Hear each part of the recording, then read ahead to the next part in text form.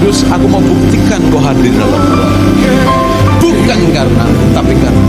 Suruh maju. Yuk suruh maju. Ibu yang ibu.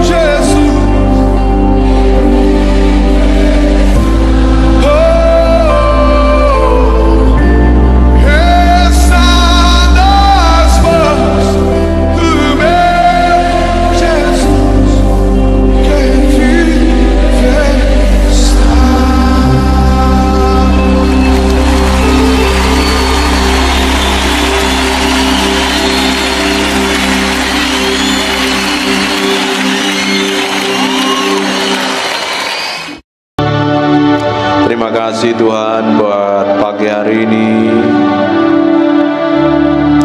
Kami percaya Engkau hadir dalam ruangan ini Tuhan, mengurapi kami. Pimpin dan bawa terus kami berjalan dalam pusat kehendak-Mu, sampai garis akhir hidup kami didapati menjadi orang yang menyenangkan hati-Mu, berjalan dalam ketetapan-Mu. Kami bersyukur memiliki Allah yang ajaib dan dahsyat Tuhan. Pagi hari ini kami mau dedikasikan sepenuhnya untuk Engkau, Raja yang Maha Mulia, Raja yang agung, Raja yang perkasa. Bagi-Mu segala pujian, hormat, kemuliaan. Urapi kami semuanya dalam hadirat-Mu Tuhan.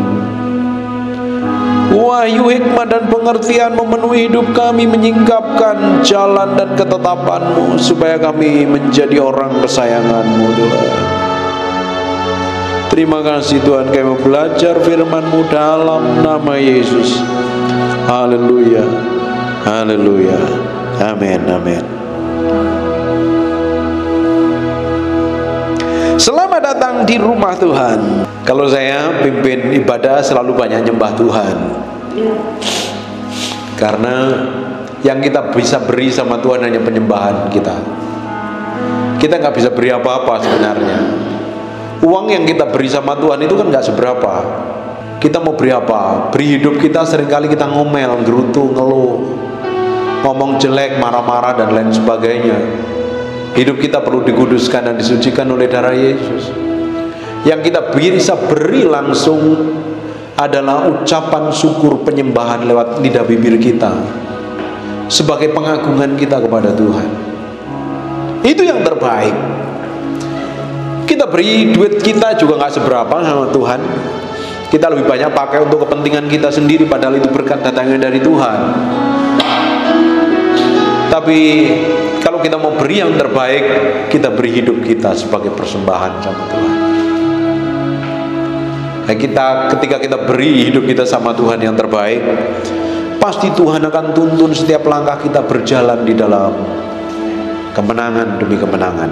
Nah, selama saya ngikut Tuhan, dari tahun 96 saya ngikut Tuhan sampai hari ini, Tuhan buktikan Dia pelihara, Dia jagain, Dia cukupin, Dia proteksi, Dia sembuhkan, Dia pulihkan, Dia tuntun, Dia buka jalan. Sekalipun seringkali kita nggak pernah melihat seperti apa ke depannya, tapi Tuhan selalu memberikan yang terbaik. Tuhan selalu membawa kita berjalan dari kemuliaan satu pada kemuliaan yang lain, dari urapan satu pada urapan yang lain, dari iman satu pada iman yang lain. Yang perjalanan kita naik terus, step by step, step by step, step by step. Kenapa orang jalannya nyungsep? Kenapa banyak orang Kristen mundur? Kenapa banyak orang Kristen stres? Kenapa banyak orang Kristen sakit hati? Kenapa banyak orang Kristen kepahitan? Kenapa banyak orang Kristen marah-marah, benci, tidak bisa mengampuni dan lain sebagainya? Karena fokusnya pada diri sendiri, bukan pada Tuhan. Coba kalau Kalau hidup kita ini jalan sama Tuhan, kita kenal Tuhan bahwa Dia baik untuk kekal selama-lamanya. Di Mazmur pasal yang ke 42 di ayat yang kelima ngomong seperti ini. Bapak Ibu dengerin saja. Mengapa engkau tertekan, hai jiwaku, dan gelisah di dalam diriku? Ini keadaan manusia ketika menghadapi masalah, isinya tertekan, gelisah, stres, khawatir, bingung, kacau, susah tidur, susah makan, panik, marah-marah, dan lain sebagainya. Ini isinya manusia yang di dunia ini isinya tekanan demi tekanan. Nikah bukan bahagia, malah tertekan kalau salah pilih pasangan. Bisnis kalau salah perhitungan bukan malah untung, malah bangkrut. Berteman kalau nggak berteman sama orang baik, pertemanan itu melukai dan menyakiti. Ketika itu kita hidup di dunia itu isinya tekanan, masalah dan persoalan, dan kita nggak bisa lari dari itu. Setiap hari kita ada masalah kan.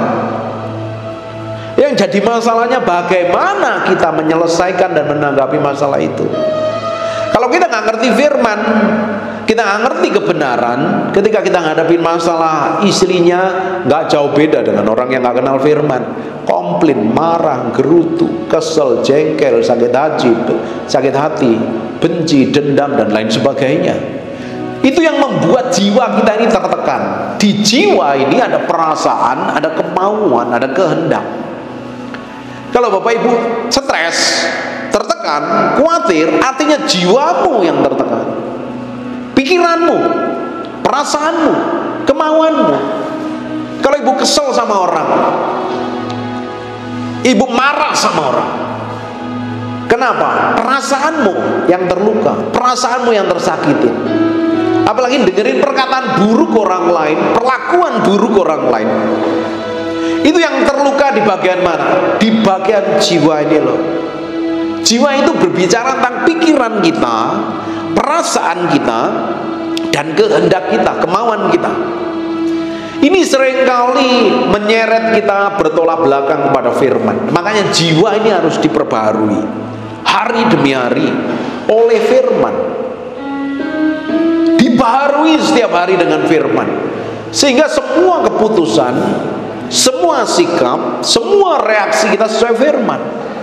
Ada banyak orang Kristen yang bertahun-tahun ke gereja, sikapnya, tindakannya tidak berubah. Sudah pelayanan, mulutnya jahat. Sudah ke gereja, benci sama orang. Sudah rajin ikut doa pagi, doa siang, doa petang. Hidupnya dipenuhi dengan kekhawatiran dan kecemasan. Karena apa? Di area jiwanya tadi tidak diperbaharui. Kitab Ibrani, kitab Roma katakan, berubah oleh pembaharuan budimu. Di area budi pekerti kita itu, di area jiwa kita ada budi pekerti. Betul Bang? Budi pekerti di area mana? Di area jiwa kita ini yang harus diperbaharui setiap hari, diselaraskan dengan firman. Saya belajar setiap hari. Istri saya tahu persis. Ini istri saya. Saya sering bilang sama istri saya, kalau saya ini nggak bertobat, apa yang terjadi ya kira-kira? Oh, sadis kamu, kejam kamu. Kalau saya jadi polisi bagaimana? Oh, polisi yang ketus, galak gitu. Jadi tentara-tentara yang cocoknya kamu jadi pembunuh bayaran katanya. Kenapa? Mukanya sadis. Muka saya ini kan kejam. Karena dulu orangnya jahat saya ini. Mukanya ketus, galak muka saya. Masih ada sisanya kalau melihat muka saya ini kan ketus ya. Kalau udah senyum kan meleleh ya. Kalau senyum kelihatan baik semua. Tapi kalau saya nggak senyum kan kelihatannya serem ya. Nah itu perlu dirubah. Semua tindakan kita masa lalu, semua sikap kita di masa lalu yang belum bertobat, semua pengertian kita yang belum selaras dengan firman Tuhan di masa lalu harus disingkirkan. Kita harus berubah terus, setiap hari harus berubah. Akhirnya kita diubahkan menjadi serupa, segambar dengan Tuhan. Karakternya, sikapnya, tindakannya. Nah ketika kita mulai berubah terus, ketika ngadapin masalah, hadapi tantangan, ngadangi godaan, dimaki-maki orang, diperlakukan buruk orang, kita nggak gundah gulana. Ini apa begini? Inilah jiwaku. Sebentar. Tadi di mana? Di ayat yang kelima. Mengapa engkau tertekan hai jiwaku dan gelisah dalam diriku? Berharaplah kepada Allah, sebab aku akan bersyukur lagi kepadanya, penolongku dan Allahku. Sekarang jadi masalahnya, kenapa banyak orang khawatir tentang masa depan? Kalau kita lihat masa depan, kita khawatir. Nah, kita pikirin terus, akhirnya kita nggak bisa tidur. Bener apa enggak? Kita nggak bisa tidur karena apa? Mikirin sesuatu yang kita nggak tahu solusinya apa, jalan keluarnya apa. Kita pikirin terus. Apalagi kita ngadapin masalah, nggak tahu jalan keluarnya, kita pikirin. Apalagi orang yang punya utang, ditagih utang, wah itu stres banget itu. Dipikirin padahal nggak tahu jalan keluarnya. Kira-kira ada gunanya nggak? Mikirin sesuatu yang tidak ada jalan keluarnya berguna apa enggak? Mikirin perkataan orang lain yang menyakitkan berguna apa enggak? Enggak berguna. Tapi sukanya diri kita ini suka mikirin perkataan buruk orang lain, mikirin perlakuan buruk orang lain terhadap kita, mikirin masa depan kita yang belum jelas. Ujungnya apa? Tertekan di dalam diri kita ini. Kalau sudah seperti itu, datang kepada Tuhan. Ingat semua perbuatan Tuhan di masa lalu.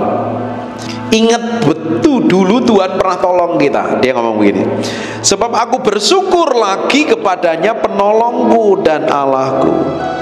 Jiwaku tertekan di dalam diriku, sebab itu aku teringat kepadamu. Nah, kalau lagi stres, lagi pingin marah, ingat Tuhan, jadi marah apa enggak? Tapi kalau kita pingin marah, ingat orang yang ngeselin, jadi marah apa enggak? Alkitab ngomong begini, jiwaku tertekan di dalam diriku, sebab itu aku teringat kepadamu. Sekarang kalau tertekan, ingatnya siapa? Tuhan. Kalau lagi pingin marah, yang diingat siapa? Orang yang ngeselin atau Tuhan? Nanti kalau mau marah harus berdoa izin sama Tuhan. Jadi marah apa enggak? Tuhan, aku pengen marah, boleh enggak? Kira-kira apa jawaban Tuhan? Ya marah, nanti tanggung risikonya. Tuhan kan kasih free will kan, Tuhan kasih kehendak bebas kan. Kamu mau marah boleh, kamu mau kesel boleh, resikonya kamu tanggung sendiri. Makanya kalau ada apa-apa yang diingat pertama kali itu Tuhan, jangan masalahnya. Jiwaku tertekan dalam diriku, sebab itu aku teringat kepadamu dari tanah sungai Yordan dan gunungan, dari gunung Misar. Yang diingat itu tentang perbuatan Tuhan yang dahsyat dan ajaib di masa lalu. Ketika kita sakit, yang kita ingat bahwa di masa-masa yang lalu Tuhan pernah bikin kesembuhan. Kira-kira Tuhan bikin kesembuhan lagi apa enggak? Ketika kita tertekan, kita ingat Tuhan pernah lepaskan kita dari persoalan masa lalu. Kira-kira di masa yang akan datang Tuhan bikin pelepasan enggak? Pelepasan. Kalau dulu kita pernah terjerat hutang, di masa lalu kita pernah juga terjerat hutang, hari ini kita terjerat hutang, Tuhan kira-kira bikin mujizat enggak? Kalau di masa lalu Tuhan pernah bikin sesuatu yang ajaib dalam hidup kita, sampai kekal selama-lamanya, Tuhan tidak pernah berubah. Dahulu kekal sampai selama-lamanya. Kalau orang Kristen ngerti ini, hidupnya enjoy enggak? Bahagia enggak? Pernah ketemu orang Kristen isinya begini aja, mukanya kucel, cemberut, stres, matanya kayak begini. Kenapa ini stres aku? Kenapa nggak bisa tidur? Berapa hari? 3 hari. Lama-lama darah tinggi, migrain, stroke nanti. Karena apa? Mikirin sesuatu yang nggak harus dipikirin. Kita orang Kristen harus pinter bagaimana memilah, bagaimana memilih apa yang harus kita pikirkan, apa yang tidak harus kita pikirkan. Yang kita pikirkan tentang perbuatan baik Tuhan kok. Makanya kalau kita lihat perbandingannya antara orang Kristen dengan orang dunia kan beda sekali. Orang Kristen tuh mukanya ceria. Orang ceria itu ngapain? Coba noleh kanan kiri sambil senyum manis kira-kira. Senyum, coba noleh kanan kiri, senyum. Cantik gak? Seger gak? Enjoy gak? Coba kalau mukanya begini, mecucu gitu, terus mukanya ketus gitu. Wih, jangan-jangan dia baru kesambet itu, atau kata orang dunia kan ngomong begitu. orang sukacita. Jadi orang bisa melihat bahwa Tuhan bekerja manifestasi melalui kehidupan kita. Orang kayak begini bisa sakit hati lagi nggak? Dia kan ngampuni. Wong Tuhan dulu pernah ampuni kita kok. Kenapa orang itu bulet pada persoalannya sendiri? Karena dia merasa paling benar, merasa paling hebat, merasa paling suci, merasa paling di atas rata-rata, apalagi yang merasa paling kaya, sehingga melihat dan merendahkan orang lain. Dan orang-orang kayak begini ini biasanya angkuh, sombong, dan belagu. Ketika kena masalah, dia stres, bingung, dan kacau. Tapi kita orang yang diubahkan Tuhan itu dalam kondisi apapun, kita tetap ingat Tuhan. Di ayat yang keempat, coba lihat. Inilah yang hendak ku ingat sementara jiwaku gundah gulana. Ketika jiwa Bapak Ibu gundah gulana, ketika hatimu kacau bingung, ketika pikiranmu ngawur, mikirin sesuatu yang tidak jelas, apa yang diingat? Bagaimana aku berjalan maju dalam kepadatan manusia, mendahului mereka melangkah ke rumah Allah. Ternyata kita harus lebih dahulu datang ke rumah Allah dengan sorak-sorai dan nyanyian syukur dalam keramaian orang yang mengadakan perayaan. Dalam kondisi gundah gulana, yang harusnya kita lakukan adalah jalan lebih maju dibanding orang lain. Ini ngomong begini ya. Inilah yang hendak ku ingat sementara jiwaku gundah gulana, bagaimana aku berjalan maju dalam kepadatan manusia, mendahului mereka melangkah ke rumah Allah. Biasanya kalau udah gundah gulana, stres, ngapain? Bukan cari Tuhan biasanya. Ada yang ketika stres cari makanan, akhirnya badannya bengkak. Ini badannya langsing semuanya. Saya biasanya kalau lagi malas mikir, tidur. Dulu waktu dalam kondisi kita bangun usaha bangkrut, kita usahanya babak belur, ketika Tuhan nak ngomong apa-apa, apa yang saya kerjakan? Makan dan tidur. Akhirnya badannya waktu itu gemuk sekali. Terus istri saya sibuk pingin cari usaha begini. Saya bilang, Tuhan Kak belum ngomong apa-apa ini, jadi kita nggak ngerjain apa-apa. Kita doa dulu aja. Tapi saya doa terus. Saya nggak mau stres, karena saya tahu saya punya Tuhan kok. Saya punya Allah yang menyertai saya, yang melindungi saya, Allah yang tidak pernah meninggalkan saya. Saya yakin dan percaya Tuhan pasti tuntun hidup saya. Ternyata Tuhan tuntun hidup kami. Semuanya sampai hari ini berjalan dengan baik karena proteksi dan penjagaan serta penyediaan Tuhan. Kita nggak mau stres. Ngapain kita meski stres? Ngapain kita meski bingung? Karena kita coba cari jalan keluar pakai pola pikir kita. Dalam kondisi stres, kesel, marah, datang kepada Tuhan. Orang lain datang pada Tuhan, kejar Tuhan, kita lebih dahulu. Orang lain mungkin doanya setengah jam, kita doa 1 jam. Orang lain mungkin doa sejam, kita doa 2 jam. Orang lain 2 jam, kita doa 4 jam. Coba perhatikan. Inilah hendak yang kuingat sementara jiwaku gundah gulana, bagaimana aku berjalan maju ke dalam kepadatan manusia, mendahului mereka melangkah ke rumah Allah. Berarti kalau mendahului mereka, orang yang datang ke rumah Allah, kita harus lebih melakukan di atas rata-rata. Jadi kebanyakan kita kan average, rata-rata. Ya, jadi orang Kristen biasa saja. Kalau kita jadi orang Kristen biasa saja, sampai kita dipanggil Tuhan pun tetap biasa. Kita harus jadi orang yang berbeda. Orang yang berbeda selalu melakukan hal yang lebih di atas rata-rata. Amin. Doanya, sikapnya, pengertiannya, tindakannya, pengetahuannya harus di atas rata-rata. Aku mendahului mereka dalam kepadatan datang ke rumah Allah, mendahului orang-orang yang datang kepada Allah. Harusnya kita lebih di atas rata-rata. Maka dimulainya dengan apa?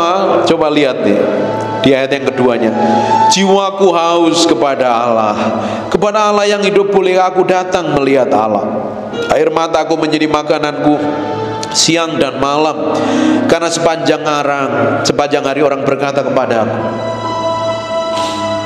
Kita seringkali diajak orang ngomong begini, kamu kan orang Kristen, buktikan dong Kalau kita lagi ngadepin masalah, biasanya kita diejek sama orang. Kamu ngaku orang Kristen, buktikan dengan pertolongan. Tuhanmu katanya hidup. Seringkali kan kita seperti itu. Kenapa orang-orang dunia pingin melihat kita yang nyembah Tuhan, yang rajin ibadah ini melakukan sesuatu yang lebih, dapat sesuatu yang lebih? Karena orang dunia pingin melihat Allah yang kita sembah itu powerful, dan mereka punya ekspektasi, punya pengharapan lebih karena orang Kristen itu nilainya di atas rata-rata. Seringkali kan kita dikatakan seperti ini kan, mana Tuhan? Ngakunya orang Kristen, buktikan dong kalau kamu diberkati dan lain sebagainya. Kita sering dengar kayak begitu kan. Kamu orang percaya Tuhan, orang gereja, rajin ibadah, tunjukin dong dan lain sebagainya. Bagian kita ngapain? Datang sama Tuhan. Kita jalan sama Tuhan step by step. Orang yang nyari Tuhan adalah orang yang haus dan lapar sama Tuhan. Kalau kita nggak memiliki kerinduan dan kelaparan dengan Tuhan, kekristenan kita itu biasa. Bapak Ibu, setiap hari kita ngapain? Makan apa enggak? Kalau ada rasa kerucuk-kerucuk, rasa lapar, artinya kita butuh ngapain? Butuh makan, betul apa enggak? Kita sehari puasa bisa, tapi kan tetap buka puasa kan? Tetap makan kan? Artinya ada rasa haus dan lapar. Saya duduk di sini saja, saya sudah minum 2 botol. Karena apa? Haus. Kalau haus kita mesti minum. Nah, bayangin kalau kita sama Tuhan pencipta langit dan bumi ini tidak memiliki rasa haus dan lapar. Ketika Bapak Ibu sakit, masuk rumah sakit, dikasih sate doyan enggak? Kasih santan, kasih cukiyok, kasih bakmi, padahal badanmu lagi meriang, doyan makan enggak? Kenapa?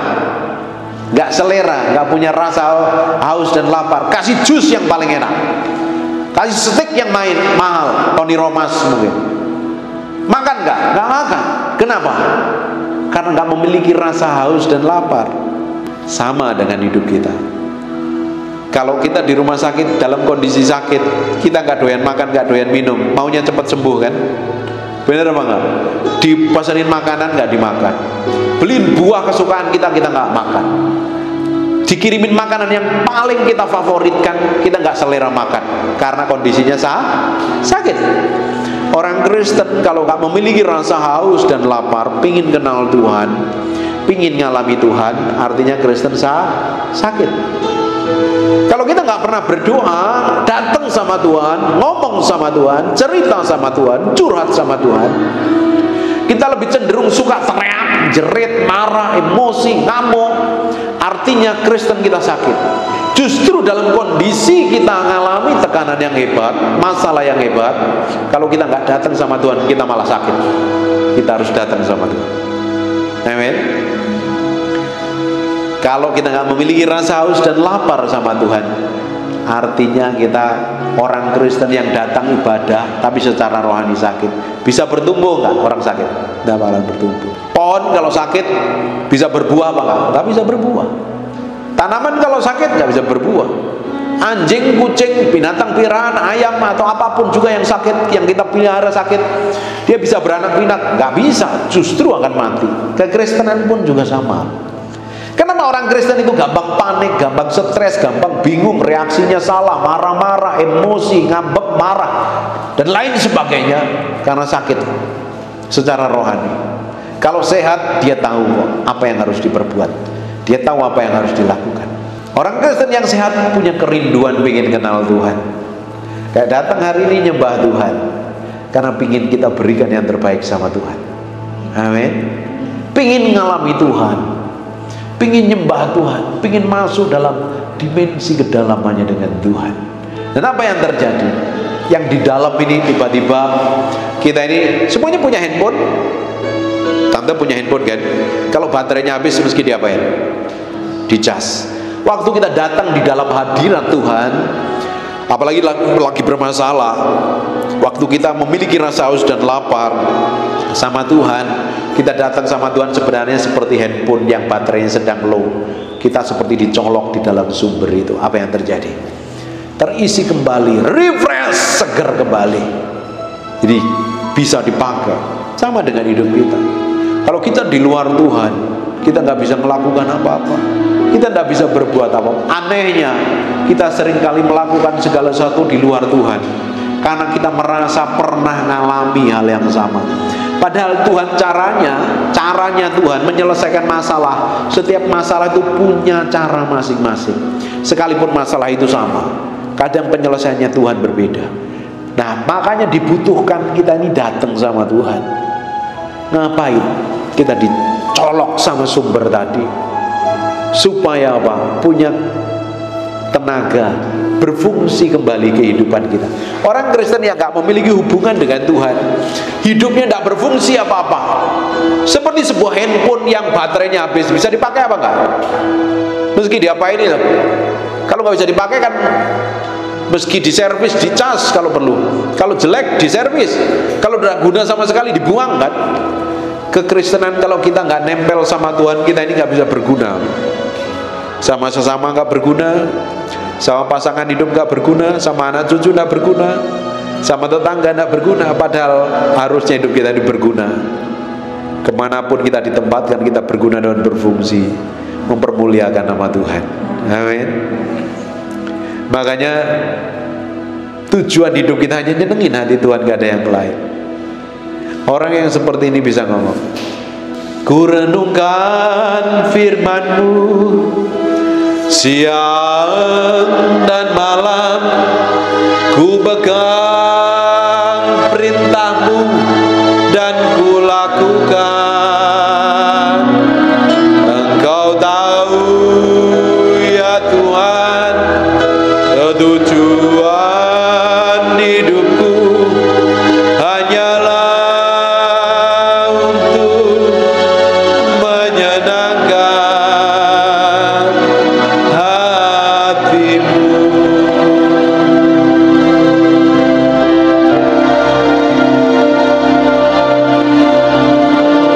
Aku mengasihi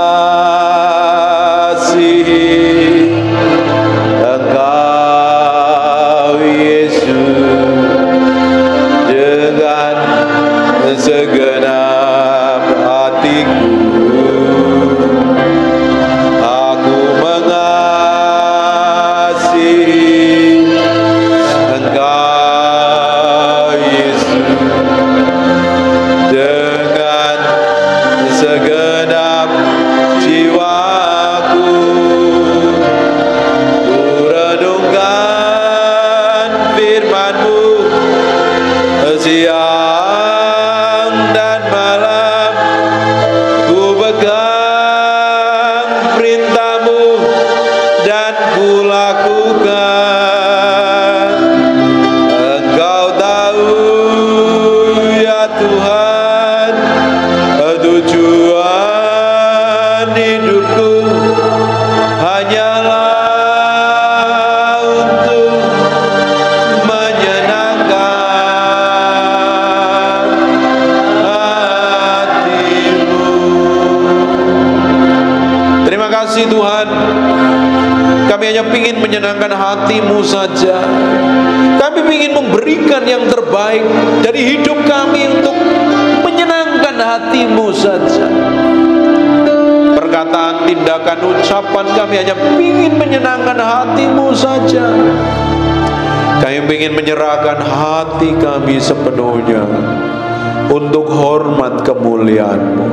Berikan kemampuan kami melakukan setiap firman-Mu yang kami renungkan siang dan malam, berjalan dalam ketetapan ilahi.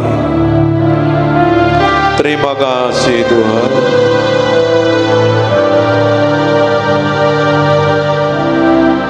Terima kasih Tuhan, terima kasih Tuhan. Berganti semuanya kami di tempat ini yang ikut ibadah ini Tuhan, tanpa terkecuali. Yang itu ibadah online, berkati mereka semuanya.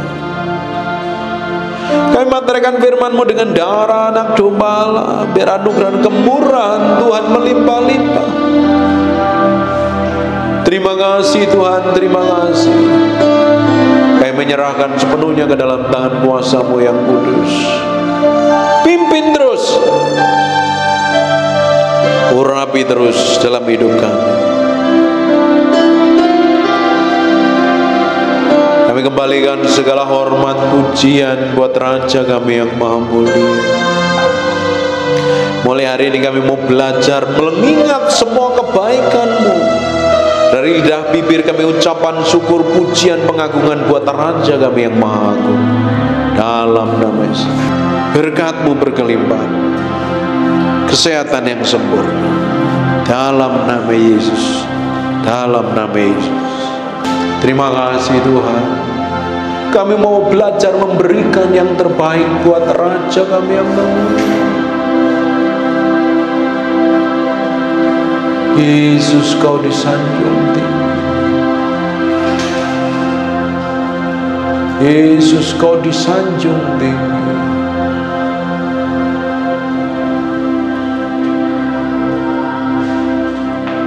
Pare bogo shekena mama kara labata maka. Mari mokono motapa karana. Berkati ibadah di tempat ini Tuhan. Kirim jiwa-jiwa yang datang ke tempat ini untuk menyembah bersama, berkumpul di tempat ini Tuhan. Kau gerakkan mereka Tuhan, dari mulut ke mulut. Mereka mendengar pujian penyembahan yang kami naikkan kepadamu, dan mereka digerakkan hatinya datang di tempat ini. Minggu-minggu yang akan datang Tuhan bicara lebih banyak lagi, Tuhan beracara lebih dahsyat lagi. Dalam nama Yesus Kristus Tuhan, dalam nama Yesus, berkat-Mu tanpa batas memenuhi hidup kami mulai hari ini Tuhan. Berikan kemampuan kami berjalan dalam kekudusan dan kesucian. Kami kembalikan untuk Raja kami yang maha agung, dari awal pertengahan hingga akhir, untuk hormat kemuliaan nama-Mu saja. Terima kasih Tuhan. Kami percaya semua orang di tempat ini diberkatin Tuhan, diberkatin Tuhan, diberkatin Tuhan. Terima kasih. Kami kembalikan untuk hormat kemuliaan nama-Mu dalam nama Yesus Kristus. Haleluya. Amin. Now, Jesus name. Jesus name. Jesus name. Go. Jesus name. Ibu ini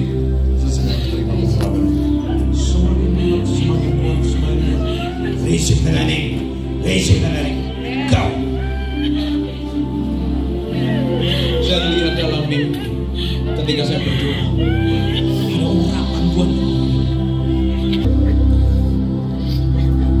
Kuasanya power. Receive the name.